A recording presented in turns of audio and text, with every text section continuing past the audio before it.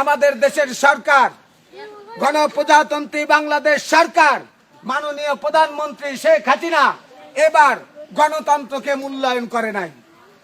যখন স্বৈরাচার ঈশ্বর বিরোধী আন্দোলনের সময় তত্ত্বাবধায়ক সরকারের অধীনে নির্বাচনের বিল পাস করে খালেদা হাসিনা নিজামী সংসদ প্লাজার থেকে বের হয়ে আসছিল হাসি মুখে, আর আজকে আপনি নিজ ক্ষমতায় আইসা কার সাথে কি যুক্তি পরামর্শ করে আমেরিকাকেও আপনি গুনতেছেন না, জাতিসংঘকেও আপনি গুনতেছেন না, আপনি যেটা মনে করতেছেন এইটাই করে এই বাংলাদেশে এত নৈরাজ্যতা এত সৃষ্টি করে রেখেছেন। আপনি ক্ষমতা আসার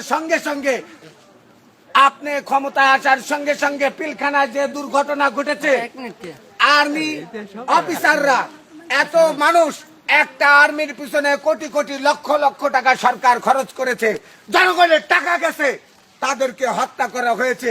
এই মামলাটা আপনি ধাপা চাপা দিয়ে দিয়েছেন।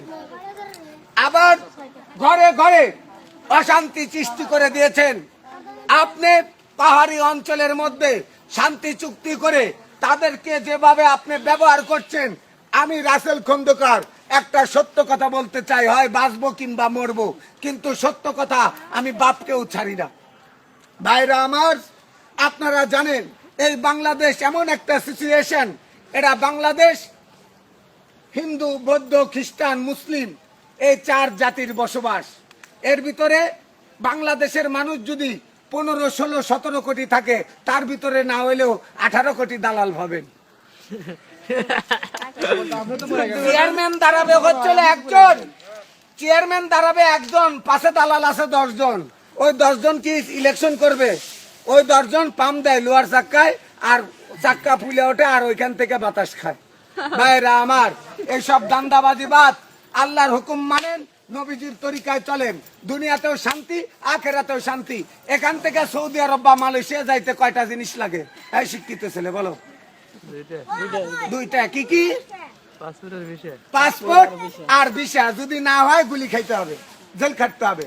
কবরে যাইতে হইলেও 2টা জিনিস লাগে, এক হচ্ছে ইমান আর এক হলো আমল। ইমান আমল নিয়ে যদি কবরে যাইতে পারো, কবর তোমার জন্য জান্নাতের বাগান হয়ে যাবে। আর যদি ইমান আমল যদি না নিয়ে যেতে পারো, ওই যে পাসপোর্ট ভিসা ছাড়া যেরকম মালয়েশিয়া গেলে গুতানি খাওয়া লাগে, এরকম কবরেও তোমারে গুতাইবে। ভাইরা আমার, আল্লাহ রব্বুল আলামিন বলেছেন, যে ব্যক্তি আমার হুকুম মানে না, আমার হাবিবের তরিকায় চলে না, সেই ব্যক্তি মানুষ নামের কি? মানুষ নামের কলঙ্ক। এটা কোন জায়গায় লেখা আছে? কোরআনে, হাদিসে। এটা একটা বইয়ের মধ্যে লেখা আছে, কিন্তু এই ধরনের উক্তি যুক্তি কোন কোরআনের মধ্যে নাই। ভাইরা আমার, আপনারা জানেন দিনের নবী হযরত মুহাম্মদ সাল্লাল্লাহু আলাইহি সাল্লাম 63 বছর জিন্দেগিতে 3.5 মনের অধিক খাবার খায় নাই, আর আমরা বছরে 10 মন চাইলেই খায় ফেলি। ভাইরা আমার, আমি শুধু একটি কথা বলতে চাই আপনাদের, সেই কথাটা হলো, মা বোন সবার আছে, স্ত্রী সন্তান সবার আছে, পিতা মাতা সবার আছে। ভাই, আমি মক্কা মদিনার ইমাম সাহেব, কিন্তু আমি মায়ের কথা শুনি না, মাকে কষ্ট দেই। আমার ইমাম সাহেবের কোনো দাম নাই, জান্নাত নাই। আজকালকার পোলাপান 16-17 বছর বয়সে বিয়ে করার জন্য পাগল হয়ে যায়। মা বিয়ে করে দেওয়ার সাথে সাথে সকিনা আর ফুলবানু পাইয়া মা বাবারে ভুলে যায়। শ্বশুর হয়ে যায় আব্বাজান, শাশুড়ি হয়ে যায় আম্মাজান, আর বাপ মা হয়ে যায় চাকর চাকরান। ভাইরা আমার, যারা মায়ের সঙ্গে খারাপ ব্যবহার করছেন, তারা আজকে মায়ের পা ধরে মাপ চান।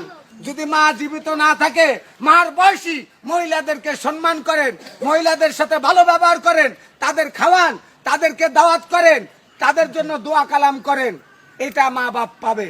ভাইরা আমার, আমি যদি খারাপ লোক হই, তাহলে আমি কোথাও বসতে পারবো না, দাঁড়াতে পারবো না। আচ্ছা, আপনারাই বলেন, আমি যদি চোর হতাম, আমি যদি ডাকাত হতাম, আমি যদি বদমাশ হইতাম, আমি যদি গুন্ডা হইতাম, আমি যদি মদতি হইতাম, আমি যদি জুয়াখোর হইতাম, এখন আমি এখানে দাঁড়ায় আপনাদের সামনে কথা বলতে পারতাম? আপনারা শুনতেন কি? এখন সেটা আপনি বলেন। শুনতেন না। আমার একটা পরিচয় আছে, ওটা secret.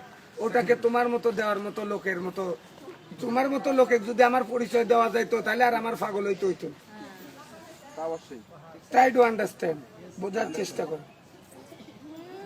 In the event of conviction, this ticket is to be admit history ticket.